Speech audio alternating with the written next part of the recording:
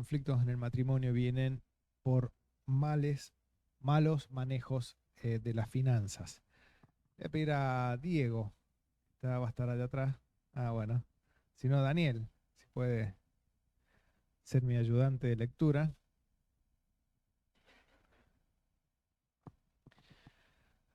Vamos a ver, cuando hablamos de las finanzas en el matrimonio, estamos hablando acerca de cómo gastamos nuestro dinero, ¿no? Cuáles son nuestros hábitos de consumo, ¿no? Y de gasto en el matrimonio, ¿no? Y un poco qué dice la palabra de Dios acerca de ello, ¿no? Vamos a ver 6 puntos, ¿no? El primero y fundamental, hoy vivimos situaciones complicadas a nivel país y bueno, los diferentes hogares no somos excepción, ¿no? Algunos más, otros menos, pero la estrechez que ajusta al país, sobre todo en muchos sectores, bueno, tampoco es ajeno a muchos creyentes. Primer punto, vamos a buscar Mateo 6:25 y el 6:31 al 33.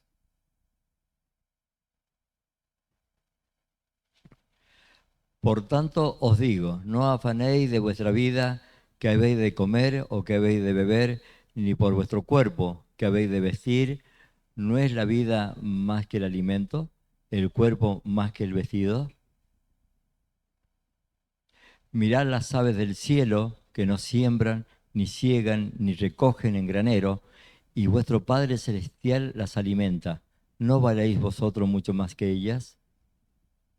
¿Y quién de vosotros podrá, por mucho que se afane, añadir a su estatura un codo? Y por Perdón, el- perdón. Ahora 31 al 33. No afanéis, pues diciendo, ¿qué comeremos o qué beberemos o qué vestiremos? Porque los gentiles buscan todas estas cosas, pero vuestro Padre Celestial sabe de qué tenéis necesidad de todas estas cosas. Mas buscad primeramente el reino de Dios y su justicia, y todas estas cosas os serán añadidas. Muy bien. Cuando hablamos de la finanza, es el primer punto. Porque lo primero que tenemos que hacer para que pueda alcanzar para todas nuestras necesidades es buscar a Dios. Muchas veces no nos alcanza porque falta que Dios provea para nuestro hogar. ¿Y por qué Dios no está proveyendo? Porque nosotros lo hemos dejado de lado, ¿no? Porque nosotros no estamos buscando el reino de Dios como cosa primera en nuestra vida. Entonces, bueno, como parte de la disciplina de Dios para sus hijos, y no está bendiciendo, y las cosas no alcanzan, y hay un montón de problemas, y hay mal humor en el matrimonio por la situación extrema que toca vivir. Entonces, el primer punto de todos, para que financieramente en un hogar podamos estar bien, es buscar primeramente el reino de Dios y dejar que Él se ocupe de proveer en nuestro hogar. Por supuesto que yo tengo que salir a trabajar y esforzarme, ¿no? Pero primeramente es mi relación con Dios. Entonces, querida hermana, te cuesta llegar a fin de mes, lo primero a revisar es tu relación con Dios. Si estamos realmente buscando primeramente el reino de Dios y su justicia. Es lo primero a revisar. Para que Dios pueda ser, cuando yo me ocupo de Él, el que se ocupe de mí en este aspecto, ¿no? Y habla de lo necesario para el mantenimiento y el sostén. Entonces, lo primero, buscar el reino de Dios. Y dentro de buscar el reino de Dios es obviamente buscar a Dios. Ageo 1, 6 al 9. Ageo 1, 6 al 9. Sembráis mucho y no recogéis poco, y recogéis poco. Coméis y no saciéis. Bebéis y no quedáis satisfechos. Os vestid y no os calentáis. Y el que trabaja a jornada recibe su jornal en saco roto. Así ha dicho Jehová de los ejércitos: meditad sobre vuestros caminos. Subid al monte y traed madera y reedificad la casa y pondré en ella mi voluntad, y será glorificado, ha dicho Jehová. Buscad mucho y ahí hay poco, y encerráis en la casa, y yo los dispersaré en un soplo. Porque ¿qué dice Jehová de los ejércitos? Por cuanto mi casa está desierta, y cada uno de vosotros corre a su propia casa.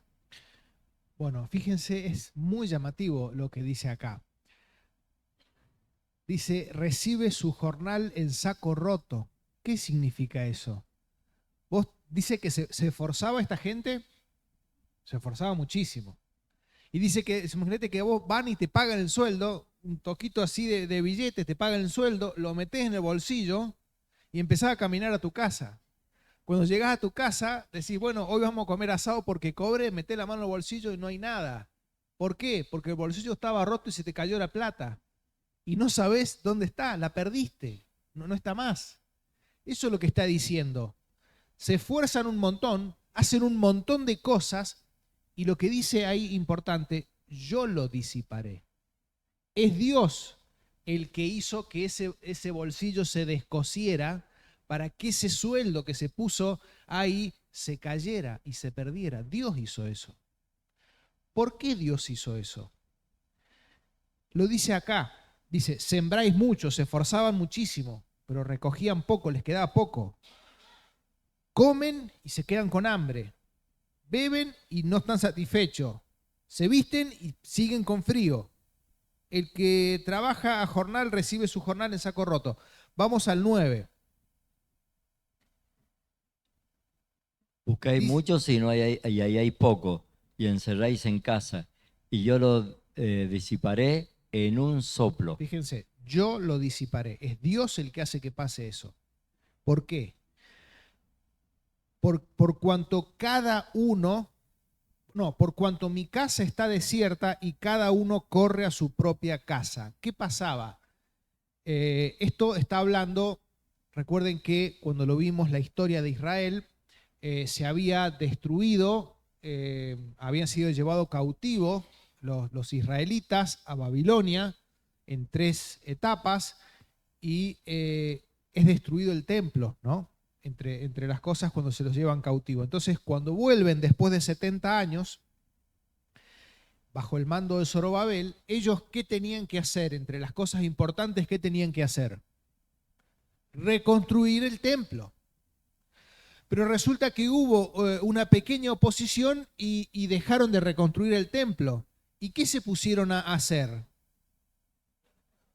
A trabajar en sus casas. Si ustedes leen el libro de Ageo, dice, ustedes tienen casas llenas de todo lujo. ¿Y qué son aquellos, trasladándolo a la época de ahora, qué son aquellos cimientos y esos hierros que están para arriba? No, ese es el templo de Dios. Pero mira la casa que yo tengo. 3 pisos, pileta, jacuzzi, aire acondicionado y en todas las habitaciones. Y aquellos, los hierros así oxidados, ese es el templo de Dios. Eso no corresponde, dice Dios. O sea, resulta que para mí no tenés tiempo, pero sí tenés tiempo para tus cosas. Eso es lo que está reclamando Dios. Como no tenés tiempo para mí, para servirme, para trabajar para mi gloria, para mi obra, pero sí tenés tiempo para vos, yo voy a ser el que disipa lo que ganás. Por eso cuando hablamos de que alcance de administrar bien, lo primero es buscar a Dios. Porque podés ganar 150 millones de dólares, pero si lo metés en un bolsillo roto, no sirve de nada. O si resulta que, hay veces que hay un chiste que dicen, parece que el auto sabe que cobré el aguinaldo, ¿no? Y se rompe esto otro. Bueno, eso es un poquito lo que dice, que Dios va a hacer que pasen cosas cuando yo no tengo tiempo para servirle a Él, ¿no? Por eso, lo primero que hablamos de las finanzas, el reino de Dios y su justicia, buscar la presencia de Dios, buscar su palabra, orar, servir a Dios, para que lo que pueda entrar a este bolsillo alcance. Si no, no hay dinero que vaya a entrar, que vaya a alcanzar. Tercer punto. Y esto es todo un punto, vamos a ser breve. Ofrendar a Dios. Ofrendar a Dios. Vamos a leer Malaquías 3, 8 al 12. ¿Robará el hombre a Dios? Pues vosotros me habéis robado y dijisteis, ¿en qué te hemos robado?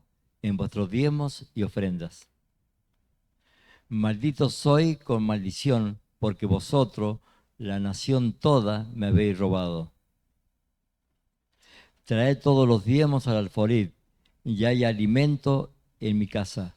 Y probadme ahora en esto, dice Jehová de los ejércitos. Dice, no os abriré las ventanas de los cielos y derramaré sobre vosotros bendición hasta que sobreabunde. Reprenderé también todos vosotros al devorador, y no os destruiré el fruto de la tierra, ni vuestro vid en el campo será estéril, dice Jehová de los ejércitos. Y todas las naciones os dirán bienaventurados, porque seréis tierra deseable, dice Jehová de los ejércitos. Fíjense qué expresión dura que utiliza Dios, con una pregunta: ¿robará el hombre a Dios? Esto es para los creyentes, los que hemos creído en Jesucristo. Hay una parte de nuestros ingresos que le corresponde a Dios. David, cuando ofrendaban para el templo, dice: de lo recibido de tu mano te damos. Y qué importante es tener eso claro. Es Dios el que puso ese dinero en el bolsillo. Entonces, ¿cómo le voy a decir que no al que puso ese dinero en el bolsillo? Dice, ¿robará el hombre a Dios? Cuando no ofrendamos a Dios, le estamos robando a Dios, ¿no? Y eso es lo que se queja aquí Dios al pueblo. Y de vuelta, también cuando pasa esto, Dios es el que hacía que las cosas no funcionaran en lo financiero para ellos. Dios es el que hacía que tuvieran problemas económicos. ¿Por qué? Porque le estaban robando a Dios. Dice el versículo 10, traed todos los diezmos al alfolí y haya alimento en mi casa y probadme si yo no abriré las ventanas de los cielos y derramaré sobre vosotros bendición hasta que sobreabunde. Empiecen a ofrendar, dice Dios, y vean si yo realmente no los voy a empezar a bendecir. Las cosas no van a empezar a funcionar. Este texto ha sido muy deformado por el evangelio de la prosperidad, aquellos que lo único que les interesa es el dinero de la gente, ¿no? Pero si mi vida está ordenada, si yo estoy buscando a Dios, si yo estoy sirviendo a Dios, pero no estoy ofrendando a Dios, si mi vida está en santidad, pero no estoy ofrendando a Dios, bueno, este es un punto que tengo que trabajar, ¿no? Porque cuando toda mi vida esté ordenada, en los puntos que he dicho anteriormente y en este también, entonces Dios va a bendecir. Entonces Dios va a bendecir. Entonces, cuando hablamos de las finanzas en el hogar, tenemos que hablar de lo que ingresa y de lo que egresa, ¿no? Entonces, acá de lo primero que estamos hablando es para que ingrese. ¿Qué tengo que hacer para que ingrese y para que no haya mucho egreso? Buscar a Dios. Buscar el reino de Dios y su justicia como primer plan, buscar servir a Dios y ofrendar a Dios. Bien, segundo punto, las implicancias en lo financiero de ser una sola carne, ¿no? Vamos a leer Mateo 19:5. Y dijo, por esto el hombre dejará padre y madre y se unirá a su mujer y los dos serán una sola carne. Muy bien. Obviamente, ser una sola carne está hablando de lo físico, de la intimidad, como ya hemos mencionado en otros momentos, pero está hablando de muchas otras cosas. Está hablando de que son uno en la vida, son uno en la vida para todas las cosas, y son uno en la vida también en lo financiero, ¿no? Son un hogar donde, dependiendo de las diferentes etapas, de los momentos de la vida de cada matrimonio, de las circunstancias, hay veces que trabaja uno, hay veces que trabajan los dos, ¿no? Lo que no tiene que pasar es que si trabajan los dos, este es tu dinero y este es mi dinero. Eso es muy nocivo para el hogar. Y en eso también somos una sola carne. Este es nuestro dinero. que anecdóticamente a vos te pagan por acá, a mí me pagan por acá, pero este es nuestro dinero. Eso es muy importante, son una sola carne, no son una sola carne en un lado y son dos personas distintas en otro lado. Esto es muy importante entenderlo. Dice, una sola carne implica en lo financiero una sola billetera, es decir, combinar las finanzas, ¿no?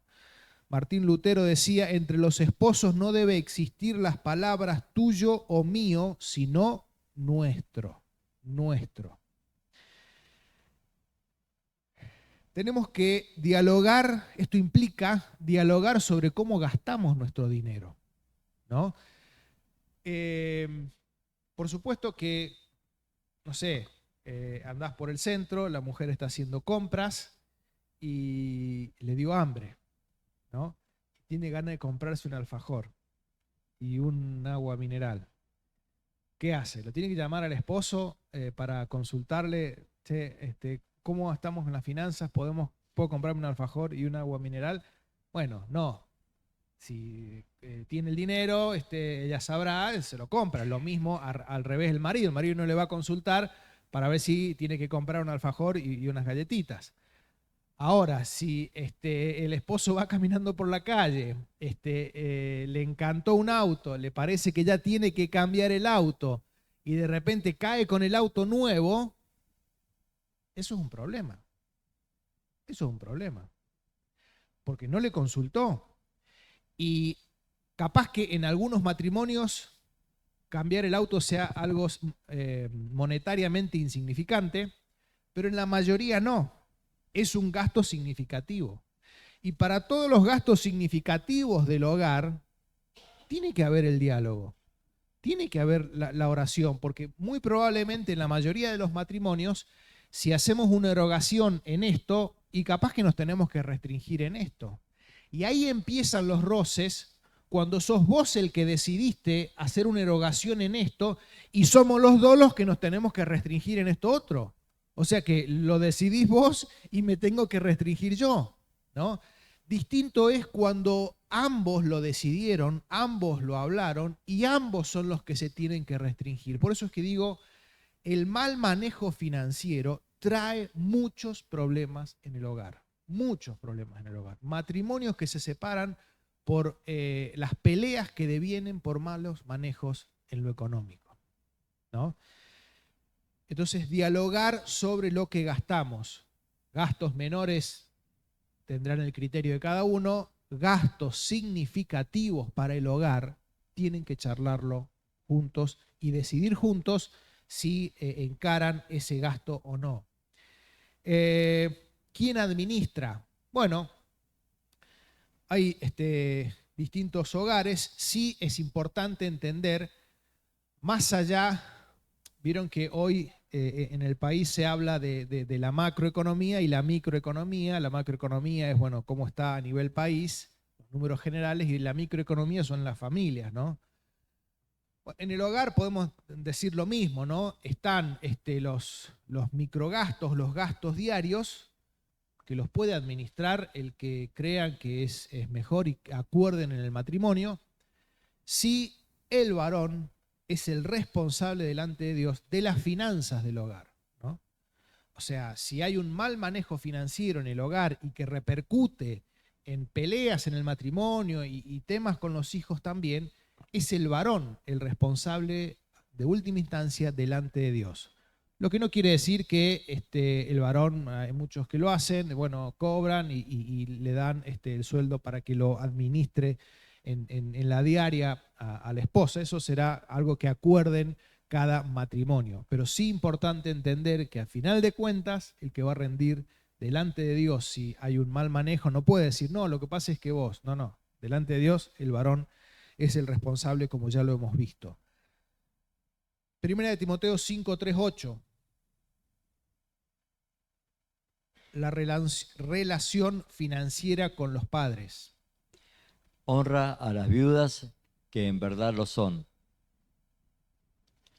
Pero si alguna viuda tiene hijos y nietos, aprenda esto primero a ser piadoso para con su propia familia y a recompensar y a recompensar a sus padres, porque esto es lo bueno y agradable delante de Dios.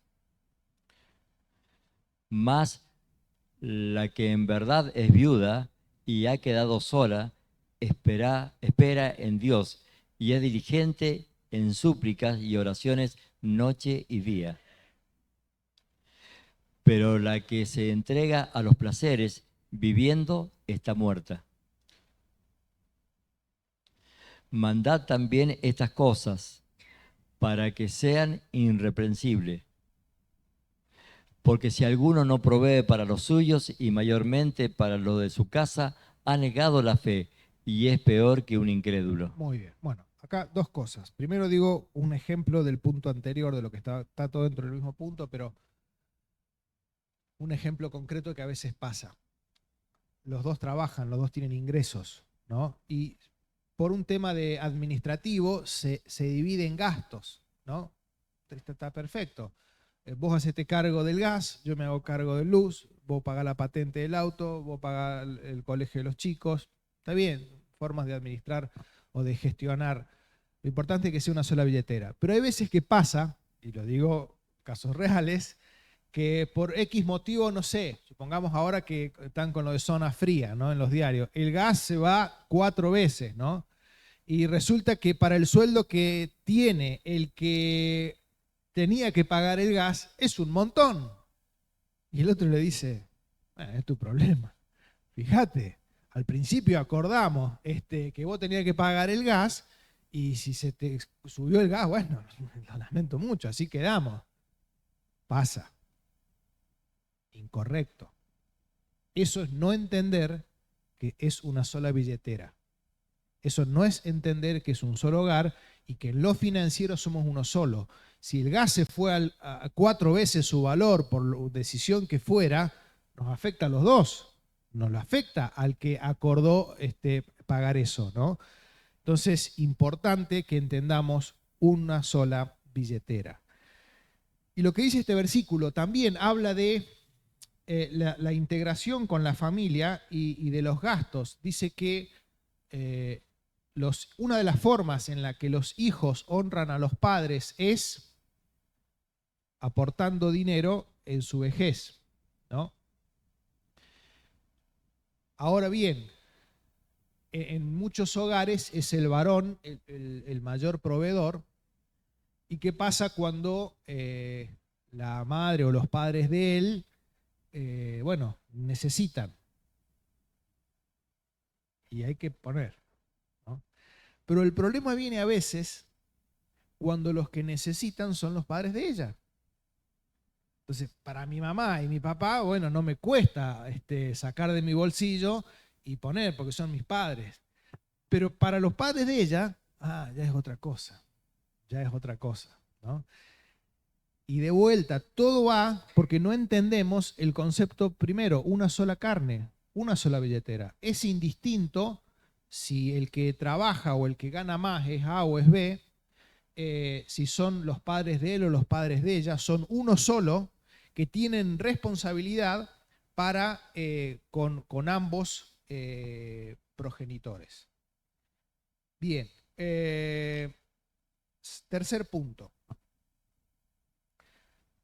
Entonces el primero fue buscar primero el reino de Dios, el segundo fue una sola carne, que habla de una sola billetera.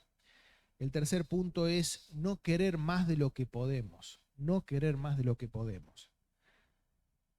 Hay veces que, he conocido casos, personas que estaban bien, pero que tenían amistades que estaban mucho mejor. Entonces querían el estilo de vida de esas amistades, pero la verdad que con sus trabajos no les alcanzaba. Entonces, ¿qué tenían que hacer? Trabajar mucho más para tener un estilo de vida al que ellos aspiraban. Por supuesto que hay que esforzarse, la Biblia habla, y ya lo vamos a ver, de esforzarse. Pero esto era un esfuerzo desmedido, que eso la Biblia lo condena, y que impactaba en otras áreas. No había tiempo para Dios, no había tiempo para la familia, no había tiempo para los hijos. ¿Por qué? Porque querían un estándar de vida que no les daba, ¿no? No les daba con los ingresos que tenían. Entonces tenían que descuidar otras áreas para poder tener ese estándar de vida que querían. Primera de Timoteo 6:10.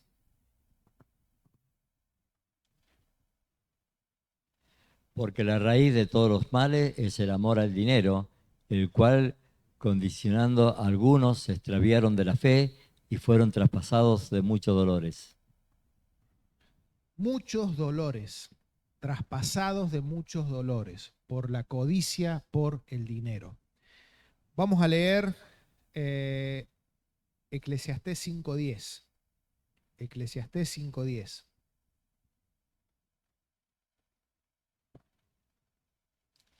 El que ama el dinero no se saciará de dinero, y el que ama el mucho tener no sacará fruto. También esto es vanidad. Fíjense qué importante lo que dice. Dice, el que ama el dinero, o sea, hay una... Cuando yo tenga mucho dinero, voy a estar bien. El tener tanto dinero me va a saciar, me voy a sentir completo, voy a poder hacer todo lo que quiero. Pero dice, el que ama el dinero no se sacia de él. Y le preguntaron al hombre más rico del mundo en su momento, que era Rockefeller, ¿qué es lo que más querés? $1 más. Porque el dinero no sacia. El dinero no sacia. Por eso, no querer más de lo que podemos. Si Dios te bendice, gloria a Dios. Y te permite vivir mejor, gloria a Dios. Ahora, no pretendas tener más a costa de descuidar otras cosas, descuidar otras responsabilidades, descuidar a Dios, descuidar el servicio, descuidar la ofrenda, descuidar la familia, ¿no? Guarda con eso. Dice, yo lo leo yo para ir más rápido, Lucas 12:15, y les dijo, mirad, guardaos de toda avaricia, porque la vida del hombre no consiste en la abundancia de los bienes que posee. Vamos a leer Primera de Timoteo 6:6-8. Pero gran ganancia es la piedad, acompañada de contentamiento. Porque nada hemos traído a este mundo y sin duda nada podremos sacar. Así que, teniendo sustento y abrigo, estemos contentos con esto.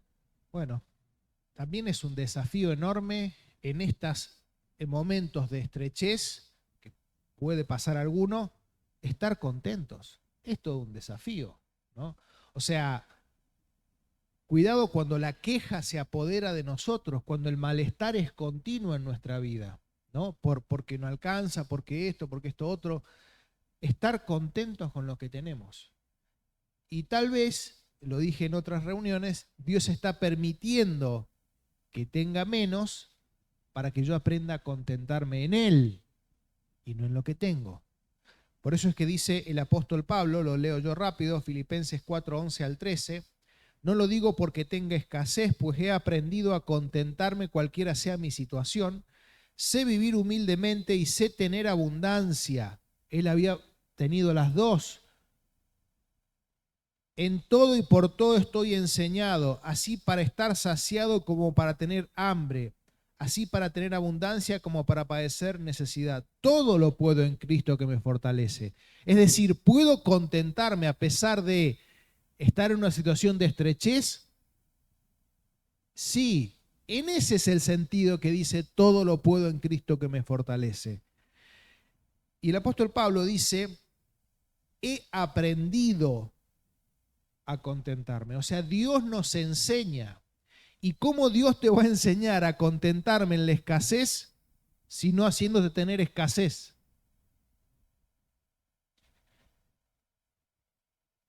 Entonces decimos no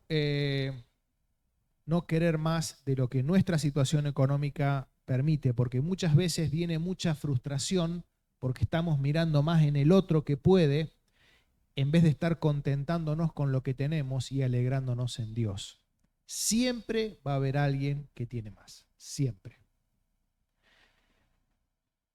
Punto 4. crear un presupuesto familiar, Vamos a leer Proverbios 27, 23 al 27. Sé diligente en conocer el estado de tus ovejas y mira con cuidado por tu rebaño, porque las riquezas no duran para siempre y será la corona para perpetuas generaciones. Saldrá la grama, aparecerá la hierba y se segará la hierba de los montes. Los corderos son para tus vestidos y los cabritos para el precio del campo. Y abundancia de leche de las cabras para tu mantenimiento, para mantenimiento de tu casa y para sustento de tus criadas. Muy bien, pongamos juntos 26 y 27. Más allá de que está bueno aplicarlo, no sé, en el rol de pastor, bueno, sé diligente en conocer el estado de tus ovejas, primeramente está hablando de algo financiero.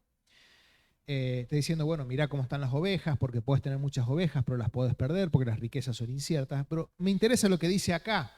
Acá está haciendo un presupuesto. Dice, los corderos son para los vestidos, los cabritos para pagar el alquiler del campo. La abundancia de la leche y de las cabras es para que vos te mantengas, y para los de tu casa, y para el sustento de las criadas. Fíjense cómo está asignando un presupuesto de acorde a lo que tiene el hombre, ¿no? Entonces, es muy importante en la gestión de las finanzas familiares saber cuánto ingresa en tu hogar y saber cuánto egresa y en qué. Porque si no podemos, lo decimos mucho y hoy se ha dicho mucho en estos tiempos a nivel país, no podemos permanentemente gastar más de lo que nos ingresa. Y tenemos que saber en qué gastamos para poder analizar cada gasto y entender si podemos reducirlo para que siempre los egresos estén como mínimo iguales o idealmente por debajo de los ingresos, ¿no? Es buena práctica tener una planillita. Si estás amigado con la computadora, puede ser hasta ¿se acuerdan en el almacén antes? ¿No? Ingresos, egresos, bueno, puede ser tan simple como eso, puede ser que lo hagan en un Excel, ¿no? Cobró el sueldo, bueno, tanto. Pagamos el colegio de los chicos, bien. El alquiler, bien. Y siempre el tener eso claro te permite que los dos se sienten y charlen. Che, este mes gastamos de los ahorros, que ya vamos a hablar de eso. Pero así no podemos seguir. ¿Qué podemos? Y mirá, la verdad que todos los domingos salíamos a comer afuera. Entonces capaz que dejemos uno solo y hagámoslo especial, porque la verdad que no podemos. O de qué forma hacemos para subir un poquito lo que ingresa para poder seguir con eso, ¿no? Sin descuidar otras cosas. Entonces, por eso es importantísimo, ténganlo cada uno de la forma que tenga. Yo sé programar, me hice una aplicacioncita que le voy hablando y me registra todo y después me dice lo que gasté. Pero pueden hacerlo de muchas formas, ¿no? Lo importante es que puedan saber lo que ingresan. Mirá, hoy estamos a través de lo que hago yo, de lo que hace ella, qué sé yo, ganando tanto y nuestros egresos están por debajo de los ingresos. Eso es un primer diagnóstico, pero créanme que hay matrimonios que no saben bien cuánto ganan y que no saben bien cuánto gastan y en qué lo gastan, ¿no? Entonces es muy importante eso. Lucas 14, 28. Los corderos son para tus vestidos y los cabritos, bueno, porque ¿quién de vosotros queriendo edificar una torre no se sienta primero a calcular los gastos, a ver si tiene lo que necesita para acabarla? Muy bien. Jesucristo habló, ahí hablando de ser discípulo y poniendo un ejemplo de alguien que va a hacer la guerra o un edificio, alguien que calcula los gastos. ¿Y qué es calcular los gastos? Justamente eso, entender cuánto es lo que tengo, si me alcanza para la erogación que vamos a hacer, ¿no? Y ahí es donde, por ejemplo, por eso es que digo, hay gastos, sobre todo los significativos, no hay que hacerlos pasionalmente, ¿no? Me encantó el auto y fui, pum, lo compré. Y después a comer arroz hasta que se acabe de pagar el auto. No es así, hay que charlarlo, hay que hablarlo. Bien, Proverbios 21, 20. Vamos a pasar para que vayan. Proverbios 21, 20. Tesoro precioso y aceite hay en la casa del sabio, mas el hombre insensato todo lo disipa. Importante lo que dice acá. El hombre sabio, ¿qué es lo que hace? ¿Qué es lo que tiene en su casa? Un tesoro. En época actual, ¿qué podría ser eso? Ahorro. El sabio ahorra, dice. ¿Qué hace el necio? Lo gasta todo. Le ingresa 1 millón, gasta 1 millón. Le ingresan 3 millones, gasta 3 millones. Le ingresan 10 millones, gasta 10 millones. El necio lo disipa todo, dice. En cambio, el sabio ahorra. Aquí hay una salvedad, ¿no?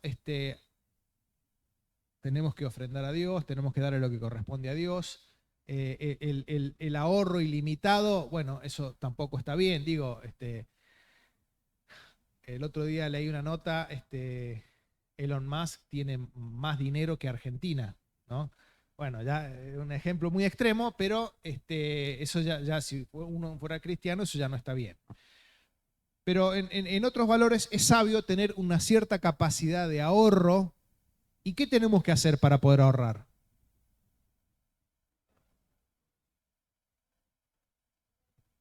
Yo dije ingresos y egresos. Muy bien. Tener menos egresos que ingresos. O sea, ganas 1 millón, tenés que gastar 900. ¿No?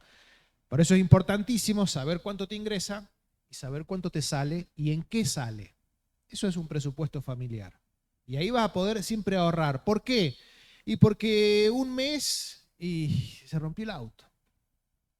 Y capaz que ese mes fue un mes donde vos, en este ejemplo que puse recién, vos calculaste todo, venís ahorrando siempre, el arreglo del auto sale 400.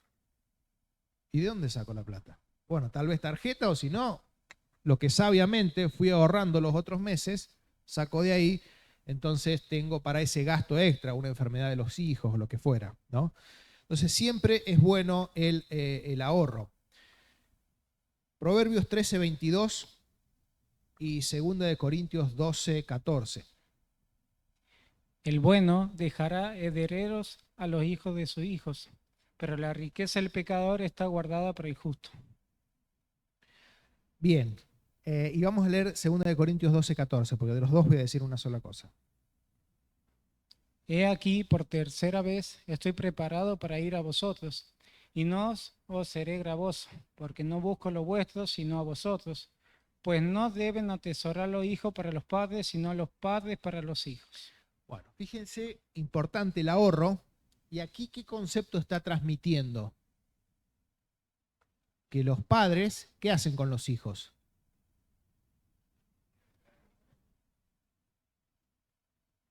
Les dejan una herencia. Dice el apóstol Pablo, lo natural es que los padres sacan un concepto del mundo y lo aplica a algo espiritual. Dice, es lo natural que los padres atesoren para los hijos, para eso tienen que ahorrar. Y el anterior dice, el bueno dejará herederos a los hijos de los hijos. Hoy hay un concepto errado, de vuelta todo esto tiene sus límites, pero hoy hay un concepto errado. He escuchado a un economista muy conocido, dice, si cuando te morís te sobró dinero, ¿qué tuviste? Un error de cálculo. O sea, está bien disfrutar el dinero que te has ganado, eso está bien, pero eso habla de cómo lo estaba transmitiendo, ¿no? De un poco de, che, no hace falta dejar herencia a los hijos, ¿no? Gastátela toda vos y que cuando vos llegues al último de tus días, si quedás en cero, la hiciste bien. Che, para mí hay un problema de relación padre-hijo ahí que hay que pensar un poquitito, ¿no? Porque todo padre quiere dejarle, ayudarle a sus hijos con lo que él ha podido juntar, ¿no? Bien, se nos ha ido el tiempo, pero vamos a ver algunas cositas más. Es bueno para los ahorros y ayuda a ahorrar cuando te pones metas, ¿no? Vos decís, che, todos los meses me estoy ajustando para que me queden 100.000 para ir juntando, porque sé que lo tengo que hacer por algo que surge. Es más difícil que si te pones una meta. Quiero comprarme un terreno porque quiero tener mi casa propia. Eso es una meta. Entonces ayuda a que el matrimonio se ajuste, que los hijos se ajusten también, porque tenemos esta meta. Queremos tener una casa propia. Queremos cambiar el auto porque ya está fallando mucho. Queremos esto, queremos esto otro. Siempre una meta concreta ayuda mucho más a ahorrar. Deudas. Proverbios 22:7.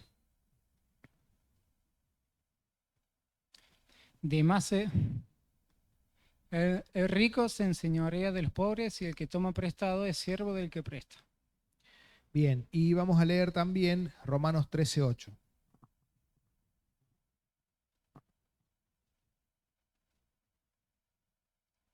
No debáis nada a nadie, sino el amaros unos a otros, porque el que ama al prójimo ha cumplido la ley. Aquí no está hablando de que no podemos, no sé, por ejemplo, sacar un crédito para comprar una casa. No está hablando de eso. O no está hablando de compré una heladera en cuotas. De lo que está hablando es de la deuda que no se paga, ¿no? Un crédito que lo saqué es una deuda acordada, ¿no? Donde hay ciertos plazos de pago que yo tengo que ir cumpliendo, ¿no? Y aquí es muy importante, y vuelvo al punto, hay veces que nos metemos en cosas a crédito y es tan fácil a veces meterse en cosas a crédito, ¿no? Yo en el negocio hay muchas personas que me dicen, che, pero tenés tarjeta, lo puedes pagar así. No, no uso tarjetas, ya han tenido malas experiencias, ¿no? Las tarjetas y otros instrumentos son muy útiles si lo sabes usar bien, pero a veces pasás un plastiquito y te dan las cosas, es tan fácil, y se acumula y sos el ninja de la tarjeta y después hay que pagarlo. Después hay que pagarlo y empezamos con una bola de nieve que no nos dimos cuenta que después había que pagarlo y resulta que la mitad o más del sueldo se va en lo que tenemos que pagar de tarjeta o de diversos créditos. Entonces, cuidado, ¿no? Y ahí es donde tienen que sentarse los dos, charlar, orar, analizar si realmente pueden pagarlo, ¿no? El otro día me comentaba un hermano, estoy viendo si me compro este vehículo, este otro, acá, allá. Dice, sí, pero mi esposa me dice que la cuota no. Digo, bien que está hablando con la esposa y que tal vez la esposa le hizo abrir, che, guarda que la cuota puede ser salada y eso va aumentando, ¿no? Entonces, dialogar mucho. ¿Y por qué digo que esto trae problemas? Porque si él se manda solo y después afecta al hogar, ¿qué es lo que va a hacer la esposa todo el tiempo? Le va a estar reclamando que estamos así culpa tuya, porque tomaste una mala decisión, porque no consultaste, porque me dejás de lado. Por eso es que decisiones significativas tienen que tomarlas en conjunto y viendo con el presupuesto familiar si lo pueden pagar realmente o no. Bien. Proverbios 10:4 lo mencionamos muy rápido. Proverbios 10:4. La mano negligente empobrece, mas la mano de los diligentes enriquece. Muy bien. Siendo equilibrados, pero tenemos que ser diligentes, tenemos que ser esforzados, tenemos que realmente esforzarnos y Dios va a bendecir nuestro trabajo. Y en último punto, hay visto mucha gente llorar por esto. Proverbios 11:15 y vamos a leer después Proverbios 22, 26 y 27. Con ansiedad será afligido el que sale por fiador de un extraño, mas el que aborreciere las fianzas vivirá seguro. Dejamos ahí. Si yo pidiera no lo hago, pero sé que muchos han sufrido ansiedad por diversos motivos. No es algo agradable, ¿no? ¿Cómo va a ser afligido el que sale por fiador por un extraño? Porque, ¿qué salir? Una vez vino una persona y me decía, venía hace poquito y me dice, che, mirá, ¿sabés que quisiera comprar un celular a mi hijo? Porque yo creo que si le compro el celular, lo voy a poner contento y va a comenzar a venir a la iglesia. Yo necesitaría que me salieras de garante, ¿no? A lo cual le digo, mirá, no. Si necesitas para comer, te voy a dar, pero no te voy a salir de garante para que vos le comprés un celular a tu hijo. Obviamente después, no sé, habrá venido un mes más, después no vino más. ¿Cómo hubiese estado con ansiedad? Che, ¿por qué ansiedad? ¿Irá a pagar la cuota? ¿No le irá a pagar? Y si no la paga, tengo que estar pagándola yo. Y che, ya es el segundo mes que la tengo que pagar yo, llamándolo, che, ¿cuándo vas a pagar vos la cuota que dijiste que iba a pagar? El celular se lo compraste a tu hijo, ¿no? Mucho cuidado con salir por fiador del extraño, mucho cuidado, mucho. La Biblia habla mucho de este tema, ¿no? Esto generalmente es para, fíjense, habla de un extraño, de un extraño. Una vez un hermano me contó cómo hay gente que se aprovecha de la necesidad. Mirá, bueno, para entrar a trabajar acá, te vamos a pagar así, así, así, pero te vamos a sacar un crédito y tenés que salir por fiador. Solo poniendo un ganchito. Solo poner un ganchito no pasa nada. Bueno, terminó pagando el crédito él. Con lágrimas. Por eso, no salir por fiador del extraño. Proverbios 22, 26 al 27. No seas de aquellos que se comprometen ni de los que salen por fiadores de deudas. Si no tuvieras para pagar, ¿por qué han de quitar tu cama de debajo de ti? Aquí da un consejo muy práctico. Está hablando de lo mismo, pero le agrega un condimento muy interesante. Dice, no seas de aquellos que se comprometen a pagar por otros, ¿no? Ni de aquellos que salen por fiador de las deudas. Entonces, esto de ser garante o todas estas cosas, tengo que conocer muy bien a la persona. Tengo que conocer muy bien a la persona. Tiene que ser una persona muy cercana. Pero además hay otra condición en la cual se equivocan mucho las personas. Y aquí la dice. ¿Cuándo, según el versículo 27, yo puedo salir por fiador de alguien muy cercano mío? ¿Qué significa eso? Porque, Daniel, es solo una firma. No tenés que hacer nada. Es solo una firma. ¿Cuándo puedo decir que sí? Cuando yo tengo que asumir que no es solo una sola firma. El error es creer que es solo una firma. Es poner un ganchito, eso es un error gravísimo. Yo tengo que asumir que lo que sea el alquiler, sea lo que sea, a mí me da mis ingresos actuales para pagar eso. Si no me da, te tengo que decir que no. Con todo el cariño del mundo, pero no puedo pagar eso. Si por X cosas de la vida a vos se te complica y lo tengo que pagar yo, porque eso es lo que estoy firmando, no lo puedo pagar. Entonces, por eso es que habla, ¿por qué has de salir de un fiador si no tuvieses que pagar? Y te van a terminar vendiendo la cama, porque el otro va a querer cobrar. Entonces, un excelente parámetro. Primero, extraños no. Tiene que ser alguien que conozco muy, muy bien. Y el requisito, tengo que asumir que lo puedo pagar. Si mis finanzas no dan para pagar eso, le tengo que decir que no. Porque si no puede pasar que termine mal económicamente, asumiendo una deuda impagable para mis ingresos y con problemas en muchos ámbitos, ¿no? Bien, importante, resumiendo, se nos ha ido el tiempo. Son una sola carne. No hablemos de tuyo y mío, hablemos de nuestro. Los gastos significativos para el hogar, dialóguenlos, háblenlos, ¿no? Hagan un presupuesto familiar. Tienen que poder saber cuánto ganan, cuánto se les va y en qué, para que así puedan hacer los ajustes correspondientes para poder, siempre que haya un restito para eventualidades. Y por sobre todas las cosas, lo que dijimos al principio. Buscar a Dios, el reino de Dios y su justicia, servir a Dios, ofrendar a Dios. Que Dios bendiga su palabra. Vamos a terminar orando y ya así nos saludamos. Carlitos, ¿puedes terminar orando?